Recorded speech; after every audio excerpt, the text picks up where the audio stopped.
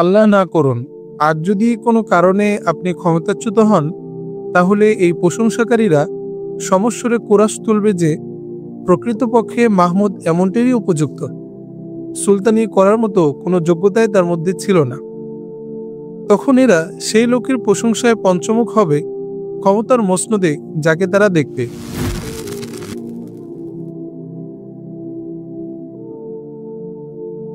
তোষামত ও প্রশংসা ক্ষমতা ও মসনদের ঘুণ পোকার মতো। দৃশ্যত শত্রুর চেয়ে লুকিয়ে থাকা এই ঘুণ অত্যন্ত ভয়ঙ্কর। খুব সন্তর্পণে ক্ষমতার তখ্তকে ভিতর থেকে ফোকলা করতে থাকে। আপনি যে রাতে বিজয়ের আনন্দ উৎসব করতে গজনির লাখো অভিজাত শ্রেণীর লোককে দাওয়াত দিয়ে ভোজনের আয়োজন করেছিলেন, ভুলে গিয়েছিলেন সেই রাতে গজনিতে বহু লোক দুঃখে শোকে শুকনো রুটি খেয়ে অর্ধাহারে এক বুক কষ্ট নিয়ে ঘুমিয়েছে।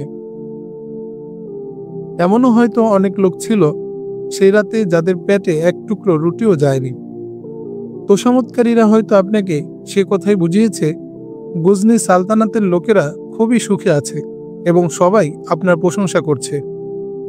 মাহমুদ, নিজের বিবেকের আয়নায় নিজের চেহারা দেখবেন এবং জনতার চেহারা তোষামতকারীদের চোখে নয়, নিজের চোখে দেখবেন। একাকী আপনাকে ভাবতে হবে আপনি গজনির শাসক নন। ব্যক্তিগতভাবে আপনিও গজনির জন্য 10টি মানুষের মতোই একজন মানুষ। অতএব অন্য 10 জনের যে অবস্থা, আপনাকেও তেমনই থাকতে হবে। নাগরিকদের চোখই হতে হবে আপনার চোখ। শাসন, রাজত্ব আর কুটুচাল পাশাপাশি থাকে মাহমুদ। ক্ষমতা লোভী তোষামতকারী লোকেরা শাসকের সাথে প্রতারণা করে, আর শাসক জনগণের সাথে প্রতারণা করে। একটা জিনিস আপনাকে বুঝতে হবে, অপরাধ ও সৎ কাজ হাত ধরাধরি করে চলে। যে শাসক বা সুলতান তার চোখে তোষামতকারীদের টুপি পরিয়ে রাখে এবং কানে প্রশংসা বাণীর সীসা ঢেলে দেয়, সে আল্লাহর কাছে অপরাধী বিবেচিত হয়। যে আল্লাহ আজ আপনাকে ক্ষমতা ও মর্যাদা দান করেছেন, তিনি এই ক্ষমতা আপনার কাছ থেকে ছিনিয়েও নিতে পারেন। তোষামতীদের প্রশংসা বাণীর চেয়ে মজলুম ও অত্যাচারিতের দীর্ঘশ্বাস আল্লাহর কাছে অনেক বেশি দ্রুত পৌঁছে। হিন্দুস্তানের বিজয় আপনার প্রজাদের সংখ্যা বিপুলভাবে বাড়িয়ে দিয়েছে, ফলে আপনার দায়িত্ব ও কর্তব্য অনেক গুণ বৃদ্ধি পেয়েছে। এমনটি যেন না হয় সোনারূপা আপনাকে এক দেশদর্শী করে দেয়। যে সম্পদ আপনার কবজায় এসেছে তা আল্লাহর অনুগ্রহ ও আমানত। এ সম্পদ আপনার ব্যক্তিগত সম্পদ নয়। প্রাসাদ ষড়যন্ত্র থেকে আপনাকে বেরিয়ে আসতে হবে এবং বহিঃশত্রুদের প্রতি আপনার কড়া দৃষ্টি রাখতে হবে। সাম্প্রতিক বিজয়ের জন্য আমি আপনাকে মোবারকবাদ জানাচ্ছি। আমি অনুভব করছি হিন্দুস্তানের বিজিত এলাকাগুলোয় আজানের ধ্বনি মুখরিত হয়। আপনাকে আবারও সেই সব জায়গায় যেতে হবে যেসব স্থানে কালসাপের মাথা এখনো থেতলে দেওয়া সম্ভব হয়নি। আমি ভবিষ্যতের একটা চিত্র পরিষ্কার দেখতে পাচ্ছি। যদি হিন্দুদের মাথা গুড়িয়ে দেওয়া না যায়, তাহলে কুচক্রী এই হিন্দু জাতি ষড়যন্ত্র ও চক্রান্ত অব্যাহত রাখবে। ঠিক আছে, এখন আপনি গজনি ফিরে যান, গিয়ে আগামী যুদ্ধের জন্য প্রস্তুতি শুরু করে দিন। সম্মানিত মুর্শিদ, আপনি যে দিক নির্দেশনা দিয়েছেন, এই দিক নির্দেশনা আমার খুব বেশি প্রয়োজন ছিল। কুফরি শক্তির বিরুদ্ধে লড়াই করেই আমার জীবন কেটে যাবে, এই বাস্তবতা আমি হৃদয়ে গেঁথে নিয়েছি। এ বিষয়ে আমার মধ্যে কোনো সংশয় সন্দেহ নেই। আমার দুঃখ ও দুশ্চিন্তার কারণ হলো স্বজাতির লোকেরা আমার সবচেয়ে ভয়ানক শত্রু। স্বজাতির প্রতিবেশী শাসকরা আমাকে ধ্বংস করার জন্য একজোট হয়েছে। গৃহযুদ্ধে আমাকে বারবার প্রচুর রক্ত ঝরাতে হচ্ছে। একটা পার্থক্য আপনাকে বুঝতে হবে সুলতান, বললেন আবুল হাসান খিরকানি। এক পক্ষ হলো আপনার সালতানাতের পক্ষ। এই শত্রুপক্ষ আপনার কাছ থেকে ক্ষমতা ছিনিয়ে নিতে চায়। আরেক পক্ষ হলো এমন শত্রু যারা ইসলামকে দুর্বল করে দিতে তৎপর। এদেরকেই বলা হয় গাদ্দার। আপনাকে ব্যক্তিগত শত্রু এবং ইসলামের শত্রুদের পার্থক্য বুঝতে হবে। আপনার ক্ষমতা ও মর্যাদার বিরোধিতার কারণে কাউকে জীবিত রাখবেন না। আপনার স্ত্রী, কন্যা, পুত্র, আপন ভাইও যদি ইসলামের ক্ষতিকর কাজে লিপ্ত হয় তবে তাকে বেঁচে থাকার সুযোগ দেবেন না। কাশগড়ের শাসক কাদের খান তার প্রতিবেশী শাসক আবুল মনসুর আরসালান খান এবং তোগা খান আপনার সালতানাত দখল করার জন্য পায়তারা করছে। ওরা আবারও গৃহযুদ্ধের প্রস্তুতি নিচ্ছে। এরা ইসলামী খেলাফতকে ভেঙে টুকরো টুকরো করে দিচ্ছে। খ্রিস্টানরা এদেরকে সহযোগিতা করছে। এরা যদি মাথা তুলে এদের মাথা ঘুরিয়ে দিন, তবে ঘুরিয়ে দেওয়ার আগে ওদের এটা বোঝার সুযোগ দিবেন যে তারা ভুল পথে ছিল। গজনি সালতানাতের মোটামুটি ইতিবৃত্ত হল পূর্ব তুর্কিস্তানের শাসক এলিক খান ছোট ছোট রাজ্যগুলোর শাসকদেরকে ঐক্যবদ্ধ করে সুলতান মাহমুদের ক্রমবর্ধমান শক্তিকে বিপর্যস্ত করার অব্যাহত চক্রান্তে লিপ্ত ছিল। এই সিরিজের প্রথম ও দ্বিতীয় খণ্ডে এদের বিরুদ্ধে সুলতান মাহমুদের একাধিক যুদ্ধের কথা বিবৃত হয়েছে। ইতিমধ্যে এলিক খানের মৃত্যু হয়েছে। তার স্থলে ক্ষমতাসীন হয়েছে তার ভাই আবুল মনসুর আরসালান খান। আরসালানকে আল আসমও বলা হতো। আসম অর্থ বধির। সে কানে মোটেও শুনত না, এজন্য তাকে আসম নামে ডাকা হতো। কাশগড়ের শাসক ছিল কাদের খান। তার প্রতিবেশী রাজ্যের শাসক ছিল তোগা খান। এগুলো ছিল এক একটি ছোট ছোট সামন্ত রাজ্য। এরা সবাই ছিল বাগদাদের অধীন। তখন বাগদাদের কেন্দ্রীয় খেলাফতের গুরুত্ব অনেকাংশে কমে গেছে। বাগদাদের খলিফা কাদের বিল্লাহ আব্বাসী নিজেও ছিলেন একজন ক্ষমতালোভী। কাদের বিল্লাহ নিজেই পর্দার অন্তরালে সুলতান মাহমুদের বিরুদ্ধে এসব সামন্ত শাসকদেরকে গৃহযুদ্ধে ইন্ধন যোগাতেন। সুলতান মাহমুদ মথুরা ও কনৌজ বিজয় শেষে যখন গজনিতে ফিরে এলেন, তখন কাদের খান আরসালানের রাজমহলে এসে উপস্থিত হল। সাথে কাদের খানের তরুণী মেয়ে আকসিও এলো। রাতের বেলায় যখন কাদের খান ও আরসালান খান কামরায় একান্ত আলোচনায় মগ্ন, তখন কাদের খানের যুবতী কন্যা আকসি আরসালানের ষোড়শী কন্যা সিমনতাস রাজমহল সংলগ্ন বাগানে পায়চারি করছিল। শুনশান নীরব নিস্তব্ধ রাত, ঝিঝি পোকার গুঞ্জন ছাড়া আর কোনো আওয়াজ নেই। এই নির্জনতার মধ্যে মৃদুলয়ের একটি মনকাড়া সুর বাতাসে ভেসে আসছিল। সেই মৃদু আওয়াজ ছিল একটি বেহালার সুর লহরী। সেই মনকাড়া সুরের সাথে কারো গুনগুনানির শব্দ শোনা যাচ্ছিল।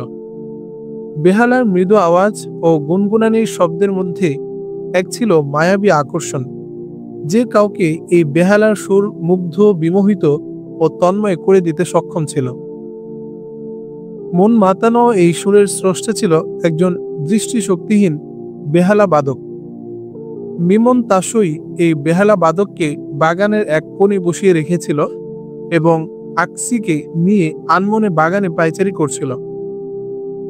দৃষ্টিহীন বেহালা বাদক প্রায় বছর দেড়েক থেকে আরসালানের রাজ দরবারে অবস্থান করছে। আরসালানের যুবতী কন্যা সিমনতাস সঙ্গীত খুবই পছন্দ করত। এক কথায় সে ছিল সঙ্গীত প্রিয়। একদিন দৃষ্টিহীন বেহালা বাদক রাজমহলের কাছে এসে তার বেহালায় সুর তুলল। সিমনতাস বেহালার সুরে মুগ্ধ হয়ে তাকে রাজমহলে ডেকে পাঠালো। আরসালান দৃষ্টিহীন শিল্পীর কণ্ঠে একটি সঙ্গীত শোনার পরেই তাকে রাজ দরবারের শাহী শিল্পী হিসেবে মনোনীত করে ফেললেন। আবুল মনসুর আরসালান তার কন্যাকে খুবই স্নেহ করতেন এবং তার সঙ্গীত প্রিয়তাকেও তিনি পছন্দ করতেন। এই সুবাদে সিমনতাস মাঝে মধ্যে তার পিতার জ্ঞাতসারে রাজ দরবারের এই শিল্পীকে তার ঘরে ডেকে পাঠাত। এই ব্যাপারে সিমনতাসের বাবা আরসালান ছিল খুবই উদার। সিমনতাস, শুনছ? শুনতে পাচ্ছ? কি সুন্দর সুর, সত্যি পাগল করার মতো। উচ্ছ্বসিত কণ্ঠে সুরের আওয়াজে মুগ্ধ হয়ে সিমনতাসকে বলল আকসি, মনে হচ্ছে আমি পাগল হয়ে যাচ্ছি। জানো আকসি, যার সুর ও বেহালার বাজনা তোমাকে পাগল করে তুলছে সেই শিল্পী দৃষ্টিহীন। বান্ধবী কাদের কন্যাকে বলল আরসালান কন্যা, আল্লাহ তার চোখে আলো দেননি, কিন্তু কণ্ঠে দুনিয়ার জাদুকরী আওয়াজ দিয়েছেন।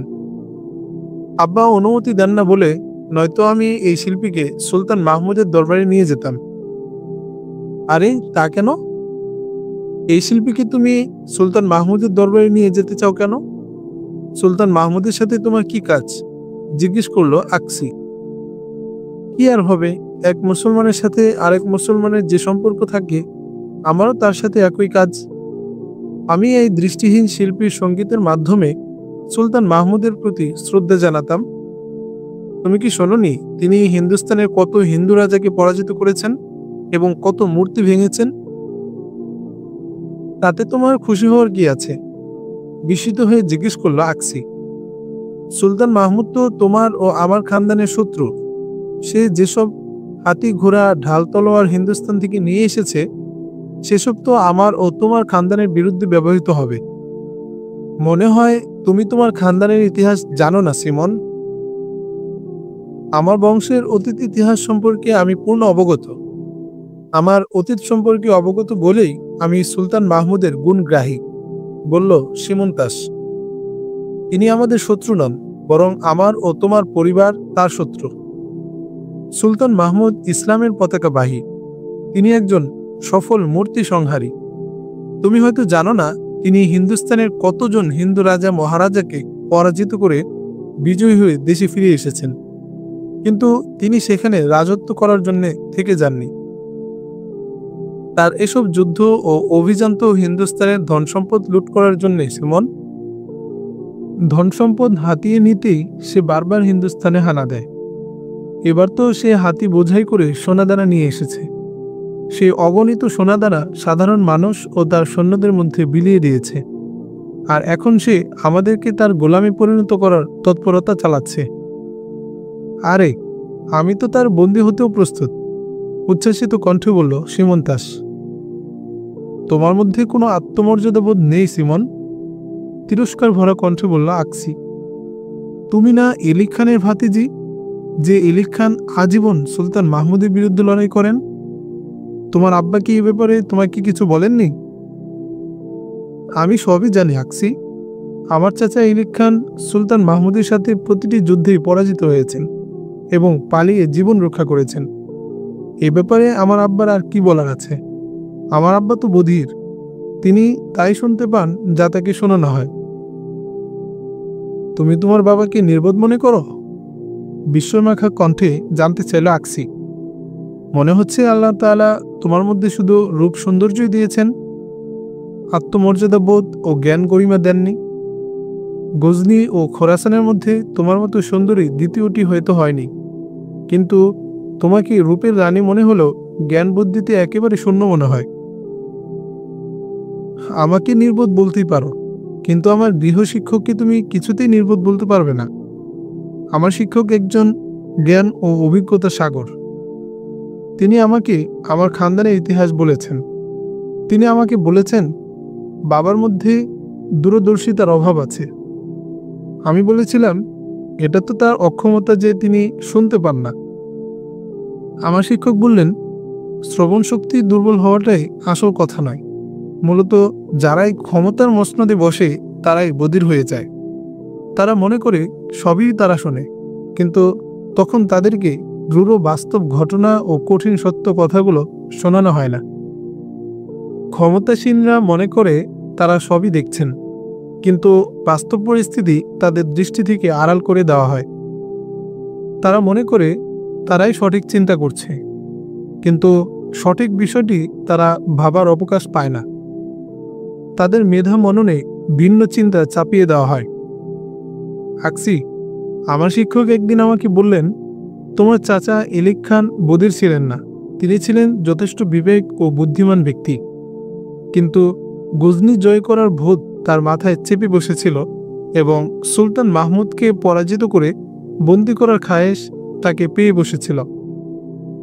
ফলে বাস্তব পরিস্থিতি যে কানে শোনার কথা ছিল, তার কানে সেই বাস্তব কথা আর কখনো প্রবেশ করেনি। যে বাস্তব দৃশ্য তার দেখার কথা ছিল, তিনি তা দেখতে পাননি। যে বাস্তবতা তার বোধ বুদ্ধিতে অনুভব করার কথা ছিল, তা তিনি অনুভব করতে পারেননি। তিনি গজনিকে তার রাজ্যের অধীন করার নেশায় অন্ধ হয়ে গিয়েছিলেন। এ ধরনের সাম্রাজ্যবাদী শাসকদের মিথ্যার আশ্রয় নিতে হয়। ফলে এলিক খানও তার প্রজাদের সাথে মিথ্যাচার শুরু করে দিয়েছিলেন।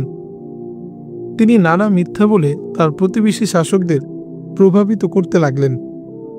মসজিদের খুতবায় মিথ্যা বলতে লাগলেন। কোরআন শরীফ হাতে নিয়ে মিথ্যা বলতে শুরু করলেন। তিনি তার সেনা ও প্রজাদের বলতে লাগলেন, সুলতান মাহমুদ একজন লুটেরা, সে তার রাজ্য বিস্তারের জন্যই এসব লুটোতরাজ করে। এলিক খান মিথ্যা শপথ করে নিজের লিপ্সা চরিতার্থ করতে গিয়ে ভাতৃঘাতী লড়াইয়ের সূচনা করলেন। ফলে মুসলমানদের ঐক্য ভেঙে গেল, মুসলিম শক্তি দুর্বল হয়ে পড়ল। এর বিপরীতে কুফরি শক্তি আরও শক্তিশালী হল। আমার শিক্ষক আমাকে এও বলেছেন, সুলতান মাহমুদ যদি তার সাম্রাজ্য বিস্তারের প্রতি আগ্রহী হতেন তাহলে প্রতিবেশী ছোট্ট ছোট্ট রাজ্যগুলো দখল করে নেওয়ার মতো সামরিক শক্তি তার সব সময়ই ছিল। তুর্কিস্তানের খানদেরকে তার বশ্যতা স্বীকার করতে বাধ্য করানো তার জন্য মোটেও কঠিন ছিল না। কিন্তু এসবে তার দৃষ্টি ছিল না। সুলতান মাহমুদের দৃষ্টি ছিল অন্যত্র।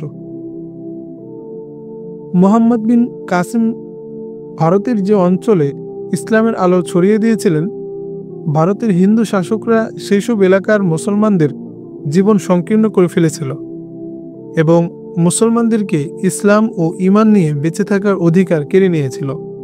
ফলে সেই এলাকার মসজিদগুলো ধ্বংস হয়ে মন্দিরের সংখ্যা বেড়ে গিয়েছিল। মুসলমানরা হারিয়ে ফেলেছিল আত্মপরিচয়। সুলতান মাহমুদ একবার আদিষ্ট হলেন, তুমি হিন্দুস্তানের নিবু নিবু ইসলামের আলোকে প্রজ্বলিত করো। জানো আকসি, সুলতান মাহমুদের একজন আধ্যাত্মিক গুরু আছেন।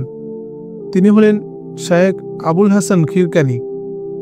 জ্ঞান প্রজ্ঞা দূরদর্শিতায় তিনি এতটাই প্রাজ্ঞ যে ভবিষ্যতে কি হতে যাচ্ছে তা তিনি অনেকটা নির্ভুলভাবে অনুমান করতে পারেন।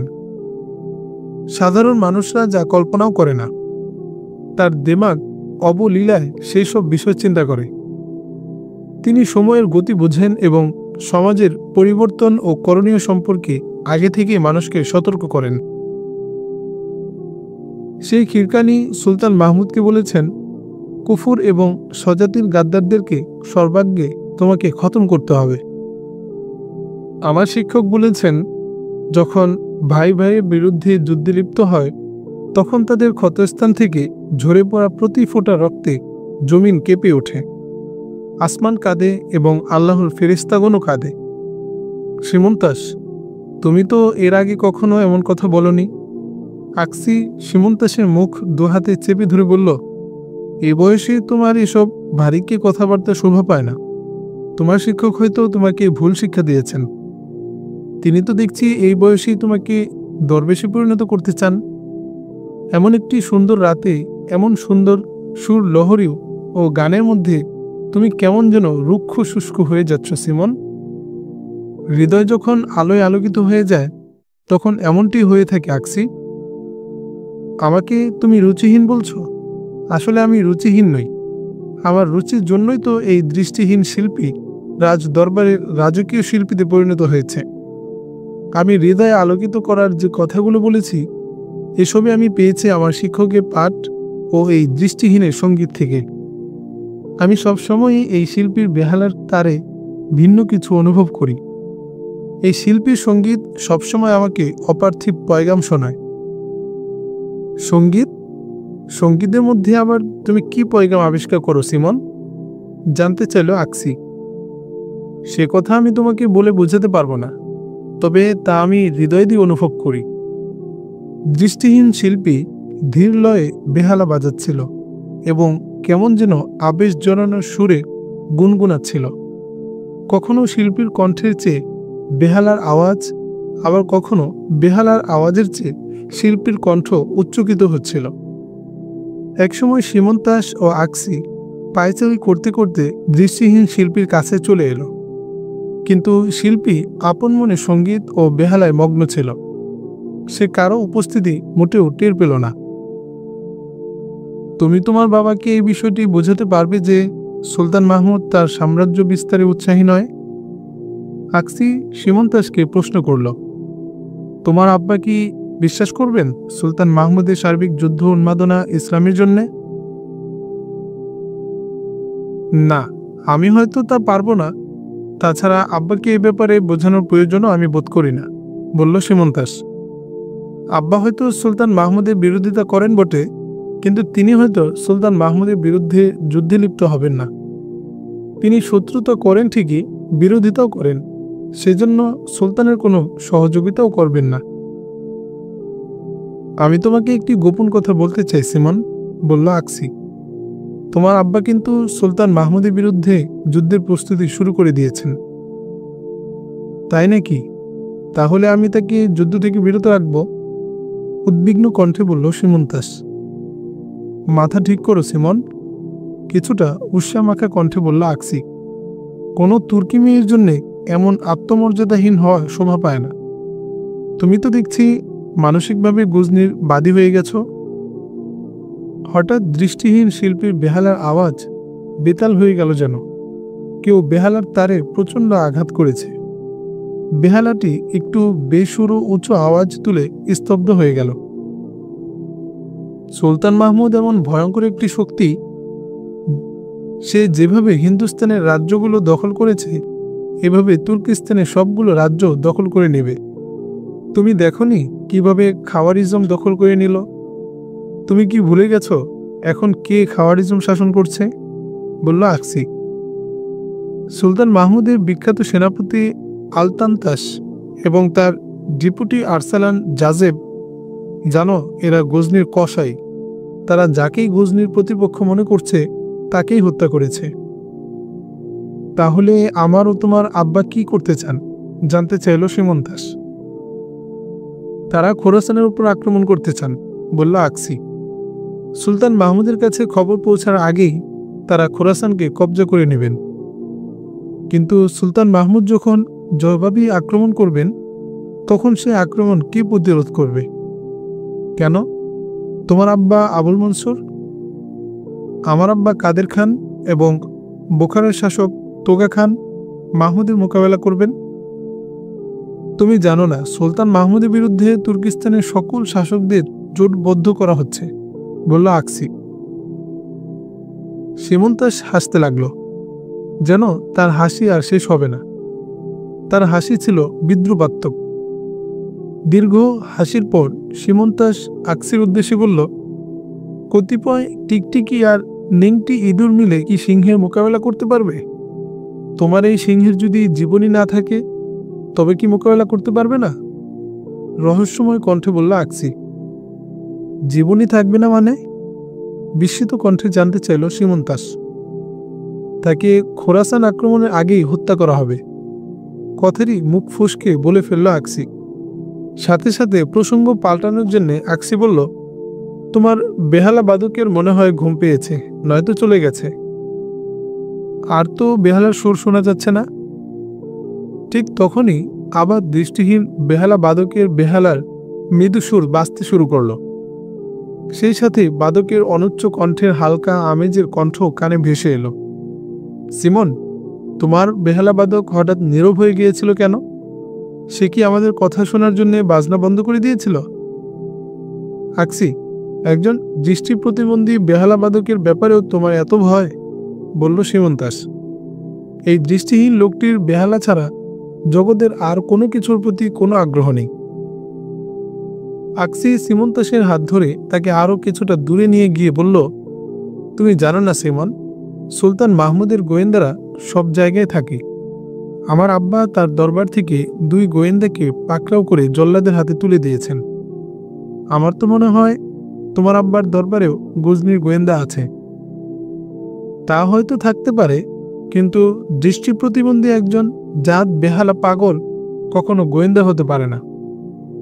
কিন্তু তুমি যে বললে সুলতান মাহমুদকে হত্যা করা হবে, কিভাবে, কখন তাকে হত্যা করা হবে? সম্ভবত আজই এই ব্যাপারে সিদ্ধান্ত হবে, বলল আকসি। সিমন, আমার তো মনে হয় তোমার গৃহশিক্ষক হয়তো গজনির গোয়েন্দা। গোয়েন্দা না হলে তুর্কিস্তানের এমন ভয়ঙ্কর শত্রুকে সে ইসলামের পতাকাবাহী বলতে পারত না। তুমি যদি তোমার আব্বার জীবন বাঁচাতে চাও তাহলে তোমার গৃহশিক্ষকের কথা আর বিশ্বাস করো না। এই ধূর্ত বুড়োটা তোমাকে বিভ্রান্ত করছে। সুলতান মাহমুদকে হত্যার কথা শুনে সীমন্তাসের কণ্ঠনালী যেন শুকিয়ে এলো। সে আর কোনো কথাই বলতে পারছিল না। আকসি একের পর এক কথা বলেই যাচ্ছিল এবং আনন্দে ভেঙে পড়ছিল। দীর্ঘক্ষণ পর অত্যন্ত বিধ্বস্ত কণ্ঠে সীমন্তাস বলল, আকসি, আমাদের এখন যাওয়া দরকার। অনেক রাত হয়েছে। তুমি তোমার ঘরে চলে যাও। আমি দৃষ্টিহীন এই লোকটিকে তার ঘরে দিয়ে আসি। আরে, তুমি যাবে কেন? কোনো চাকরানি কর্মচারীকে বলো ওকে দিয়ে আসুক। কিন্তু সীমন্তাস আকসির কথার কোনো জবাব না দিয়েই বেহালা বাদকের দিকে অগ্রসর হলো। রাজপ্রাসাদের কাছে একটি ঘরে থাকতে দেওয়া হয়েছিল দৃষ্টিহীন সঙ্গীত শিল্পীকে। রাজপ্রাসাদের কাছেই একটি ঘরে থাকতে দেওয়া হয়েছিল দৃষ্টিহীন সঙ্গীত শিল্পীকে। সীমন্তাস শিল্পীর হাত ধরে তাকে তার থাকার ঘরে নিয়ে গেল। পথিমধ্যে তাদের মধ্যে কোনো কথাই হয়নি। কিন্তু শিল্পীকে ঘরে পৌঁছে দিয়ে সীমন্তাস বের হতে যাচ্ছে, তখন শিল্পী সীমন্তাসকে থামতে অনুরোধ করে বলল, আপনিই শাহজাদি, আর আমি আপনার এক নগণ্য সেবক। উদাস কণ্ঠে বলল শিল্পী। যদি কিছু মনে না করেন তাহলে আপনাকে একটি কথা বলতে চাই। আমার এখন এখান থেকে চলে যাওয়া উচিত। কেন? তোমার চলে যেতে হবে কেন? প্রশ্ন করল সীমন্তাস। কাদের খানের শাহজাদি আমাকে গজনির গোয়েন্দা বলে সন্দেহ করেছেন। সিমন শাহজাদি, রাজত্ব, শাসন এসব ব্যাপারে আমার বিন্দুমাত্র কোনো আগ্রহ নেই। আমার পৃথিবীটাতে শুধু আছে নিকোষ অন্ধকার আর আমার এই বেহালার সুর। চোখের অন্ধকারকে আমি বেহালার তারের সাহায্যে আলোকিত করে রাখি। না না, আকসি তোমাকে গোয়েন্দা বলেনি। হঠাৎ করে তোমার বেহালা একটু ঝাঁঝালো আওয়াজ করে বন্ধ হয়ে গিয়েছিল এবং তুমিও নীরব হয়ে গিয়েছিলে। তাই সে ভেবেছিল তুমি হয়তো আমাদের কথাবার্তা শোনার চেষ্টা করছিলে। কাদের খানের কন্যার মুখে সুলতান মাহমুদকে হত্যার কথা শুনে আমার হাত কেঁপে ওঠে এবং হাতের আঙ্গুল বেহালার তারে আঘাত হানে। ফলে হঠাৎ করে ঝাঁঝালো আওয়াজে বেহালাটি কর্কশ হয়ে ওঠে। সেই সাথে আমার কণ্ঠ রুদ্ধ হয়ে যায়। সুলতান মাহমুদ খুন হলে পৃথিবীতে কি কিয়ামত ঘটে যাবে? এজন্য তোমার হাত কেঁপে উঠবে কেন? জিজ্ঞেস করল সীমন্তাস। সুলতান হোক আর সাধারণ সৈনিকই হোক, কারোরই অন্যায় খুনের শিকার হওয়া স্বাভাবিক নয়। আমি জানি আপনি সুলতান মাহমুদকে প্রাণাধিক শ্রদ্ধা করেন। সুলতান নিহত হলে আপনি যেমন কষ্ট পাবেন তদ্রূপ আমিও কষ্ট পাব শাহজাদি, কারণ আপনার মতো আমিও সুলতান মাহমুদকে ইসলামের ঝান্ডাবাহী মনে করি। সুলতানের প্রতি তোমার সুধারণা তোমার মধ্যেই থাকুক। এই নিয়ে এখানকার কারো সাথে কথা বলো না। দৃষ্টিহীন শিল্পীকে সতর্ক করে দিল সীমন্তাস। শাহজাদি, কে তাকে হত্যা করবে, কখন হত্যা করবে, উদ্বিগ্ন কণ্ঠে জানতে চাইল শিল্পী। এ বিষয়টি এখন আমার জানা সম্ভব হয়নি, জবাব দিল সীমন্তাস। ঠিক আছে, আমি এখন যাই, তুমি বিশ্রাম করো। আর একটু সময় থাকো শাহজাদি। তুমি আমাকে রেখে গেলেই আমি আরাম করতে পারবো না। এ কথা শোনার পর আমার পক্ষে আর ঘুমানো সম্ভব হবে না। না ঘুমিয়ে দুশ্চিন্তা করে কি হবে? তার কি কোনো উপকার করা তোমার পক্ষে সম্ভব? বলল সীমন্তাস। তোমার পক্ষে তো আর এই গৃহযুদ্ধ বন্ধ করা সম্ভব নয়। তুমি তো সুলতানকে খুনিদের হাত থেকে বাঁচাতেও পারবে না। আপনি যদি আমাকে এ ব্যাপারে তথ্য দিতে পারেন তাহলে হত্যাকাণ্ড সংঘটিত হওয়ার আগে আমি গজনি গিয়ে সুলতানকে আগেভাগে সতর্ক করব। তুমি আসলে একজন আবেগী মানুষ। দৃষ্টিহীন শিল্পীর কথায় হেসে ফেলল সীমন্তাস। তুমি তো দেখতে পাও না এতদূর গজনির পথ তুমি কি করে যাবে? পরে পরে একভাবে চলে যাব শাহজাদি। তাও যদি না পারি তবে এলাকায় আমার কিছু শিষ্য আছে, তাদের কাউকে পাঠিয়ে দিব। তুমি কি এ ব্যাপারে দৃঢ়প্রতিজ্ঞ? তুমি যা বলছো তা কি তুমি করে দেখাতে পারবে? একটু দৃঢ় কণ্ঠে শিল্পীকে জিজ্ঞেস করল সীমন্তাস। আপনি আসল কথাটি আমাকে বলেই দেখুন না শাহজাদি, বাকিটা আমি আপনাকে করে দেখিয়ে দিব। শাহজাদি, সুলতান মাহমুদ সম্পর্কে আপনার বিশ্বাস ও শ্রদ্ধার কথা জানার পরই কেবল আমি শ্রদ্ধা ও আস্থার কথা বলছি। আমাদের মধ্যে যেসব কথাবার্তা হয়েছে তা যেন কেউ জানতে না পারে, শিল্পীকে সতর্ক করে দিল সীমন্তাস। দৃষ্টিহীন বেহালা বাদকের ঘর থেকে বেরিয়ে নিজের ঘরে প্রবেশ করতে করতে সিমন তার মাকে ডাকল, মা, মা, আব্বা কি আমাদের বংশের অপমৃত্যুর ধারাটা কি তাজা রাখতে চায়? কি হয়েছে বেটি? মা, তুমি কি জানো না কাশগড়ের খান এখানে কি জন্য এসেছে? খোরাসানের উপর আক্রমণের প্রস্তুতি নিচ্ছে শত্রু বাহিনী। এজন্য কাদের খান আব্বাকে চাচা এলিক খানের পথে চালিত করতে এসেছে। অথচ চাচার মৃত্যুর দুঃখটা এখনো দগদগে ঘায়ের মতোই আমাদের পীড়া দিচ্ছে। মা, তুমি কি আব্বাকে এ পথ থেকে ফেরাতে পারবে? মা মেয়ের মধ্যে যখন এসব কথাবার্তা হচ্ছিল, ঠিক সেই সময় আবুল মনসুর আরসালান খান দরজা ঠেলে সেই ঘরে প্রবেশ করলেন। মা মেয়ে দুজনেই উঁচু আওয়াজে কথাবার্তা বলছিল, ফলে তা শুনতে পেরে আরসালান খান চোখ বড় বড় করে মা মেয়ের দিকে তাকালো। আরসালান খানকে প্রবেশ করতে দেখে সীমন্তাসের মা ঘরের দরজা বন্ধ করে দিলেন। মনে হচ্ছে তোমরা কোনো জটিল বিষয়ে কথাবার্তা বলছিলে, স্ত্রীর কাছে জানতে চাইল আরসালান খান। সীমন্তাসের মা স্বামীর কানে মুখ লাগিয়ে বললেন, আপনি শুধু আমাদের বাহ্যিক চেহারা দেখতে পাচ্ছেন। আপনি যদি আমাদের মনের ভিতরের দৃশ্য দেখতে পেতেন, তাহলে সেখানে আপনার নজর পড়ত ইসলামের নিবেদিত প্রাণ সৈন্যদের ক্ষত বিক্ষত লাশ। আপনি দেখতে পেতেন ইসলামের পতাকা কিভাবে রক্তে রঞ্জিত হচ্ছে। আপনি আমাদের চোখের অন্তর্দৃষ্টি দিয়ে দেখুন, সেখানে আপনি দেখতে পাবেন একই ধর্মের অনুসারী, একই আল্লাহর ও একই রাসূল এর কালিমা পাঠকারী মানুষ একে অন্যের রক্তে কিভাবে হোলি খেলছে। চুপ করো, রাজকীয় কর্মকাণ্ড নিয়ে তোমাদের মাথা ঘামানোর দরকার নেই, গর্জে উঠলেন আবুল মনসুর। আমি কি করব না করব এ ব্যাপারে দখলদারি করার দুঃসাহস তোমরা কোত্থেকে পেলে?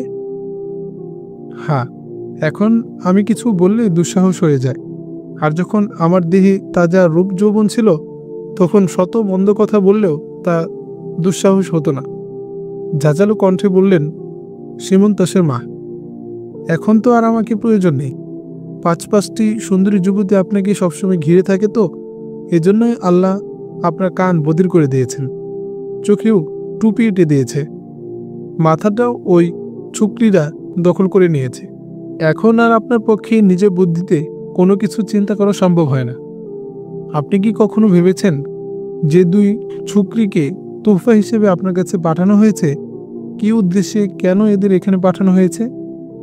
সে যাই হোক, তোমাকে আমি যে অধিকার ও সুবিধা দিয়েছি তা আমি আর কাউকে দিইনি, বললেন আবুল মনসুর। তুমি জানো না বেগম, আমরা সুলতান মাহমুদকে জানতে দিচ্ছি না আমরা শক্তি সঞ্চয় করছি এবং ধীরে ধীরে একটি সম্মিলিত বাহিনী তৈরির চেষ্টা করছি। মাহমুদ এটা জানতে পারলে খাওয়ারিজমের মতো আমাদেরকেও গিলে ফেলতে চাইবে। তুমি জানো না বেগম, সুলতান মাহমুদ এখন কত বিপুল শক্তির অধিকারী। আব্বু, আপনাকে একথা কে বলেছে যে সুলতান মাহমুদ আপনার রাজ্য গিলে ফেলার জন্য শক্তিশালী হয়েছে? বাবার কানে মুখ লাগিয়ে উচ্চ আওয়াজে বলল সীমন্তাস। এই ধারণা হয়তো আপনাকে তুর্কিস্তানিরা দিয়েছে। তুর্কিরা আপনাকে দাবার গুটির মতো ব্যবহার করছে। ও কথা বলো না বেটি, কাদের খানের প্রতি আমার বিশ্বাস আছে। সে যা বলে ভেবেচিন্তে খোঁজ খবর নিয়েই বলে। লোকটি কি আমার বিশ্বস্ত মনে হয়? বিশ্বস্ত তো মনে হবেই, কারণ আপনার কাছে তার বিশ্বস্ততা প্রমাণ করতে সে তার যুবতী কন্যাকে সাথে করে নিয়ে এসেছে। শ্লেষাত্মক ভঙ্গিতে বললেন সিমনের মা।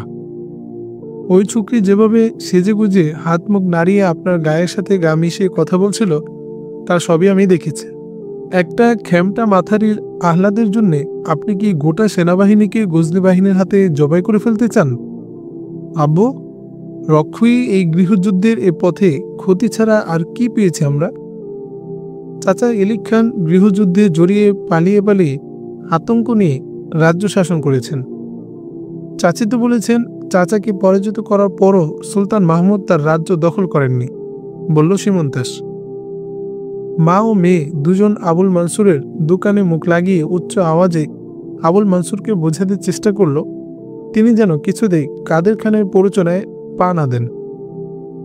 আবুল মনসুর তাদেরকে যুক্তি দিয়ে বোঝাতে চেষ্টা করলেন কিন্তু মা ও মেয়ের যুক্তির কাছে আবুল মানসুরের যুক্তি টিকতে পারছিল না। এক পর্যায়ে আবুল মানসুর আল্লাহর দোহাই দিয়ে বললেন, আল্লাহর কসম, তোমরা আমার কথা শোনো। আমি চতুর্দিক থেকে অবরুদ্ধ হয়ে গেছি। একদিকে সুলতান মাহমুদ, আরেকদিকে কাদের খান ও তোগা খান। আমি যদি এদের কথা না শুনি তাহলে এরা আমার ক্ষতি করবে, আর যদি এদের কথা শুনি তাহলে আমাকে সুলতান মাহমুদের শত্রুতা মেনে নিতে হবে। সুলতান মাহমুদের সাথে আপনার শত্রুতার দরকার কি? আপনি তার সাথে দোস্তি করে ফেলুন, তাহলে তো সমস্যা দূর হয়ে যায়, বললেন সিমনের মা। মাহমুদ আমাদের খানদানের শত্রু, বংশের চিহ্নিত শত্রুকে আমি দোস্ত বানাতে পারি না। হঠাৎ ক্ষেপে উঠলেন আবুল মানসুর। ক্ষুব্ধ কণ্ঠে বললেন, তোমরা জেনে রাখো, আমার খানদানকে অপদস্থ করার প্রতিশোধ আমি অবশ্যই মাহমুদের কাছ থেকে নেব। এখন আর আমার পক্ষে পিছিয়ে আসা সম্ভব নয়। আমরা চূড়ান্ত সিদ্ধান্ত নিয়ে ফেলেছি। আমাদের পরিকল্পনা চূড়ান্ত। এই চূড়ান্ত সিদ্ধান্তের মধ্যে কি সুলতান মাহমুদকে হত্যার পরিকল্পনাও আছে আব্বু? প্রশ্ন করল সিমন। ঠিক এ সময় মা মেয়ে একজন অপরজনের দিকে তাকিয়ে চোখ টিপি দিয়ে ক্ষীণ আওয়াজে সিমন তার মাকে বলল, মা, তুমি ভাবভঙ্গি বদল করে আব্বুর কাছ থেকে তাদের পরিকল্পনা জানার চেষ্টা করো। মেয়ের কথায় তার মা ভাবভঙ্গি সম্পূর্ণ বদলে ফেলে বলল, আপনি যদি চূড়ান্ত সিদ্ধান্ত নিয়ে থাকেন তাহলে আর সেটি পরিবর্তনের কথা আমরা বলবো না, বরং আপনি পরিকল্পনা মতো এগিয়ে যান। আমরা আপনাকে সাহস যোগাবো। কি সিদ্ধান্ত নিয়েছেন আপনারা? আমাদেরকে বলুন, যাতে আমরাও আপনাকে সহযোগিতা করতে পারি। মা ও মেয়ের কৌশলে আটকে গেলেন আবুল মানসুর। তিনি কিছুটা আবেগপ্রবণ হয়ে পড়লেন এবং কাদের খান, তোগা খান এবং তার সম্মিলিত বাহিনীর যুদ্ধ পরিকল্পনা এবং যুদ্ধের আগেই সুলতান মাহমুদকে হত্যার চক্রান্তের কথা সবিস্তারে বলে দিলেন।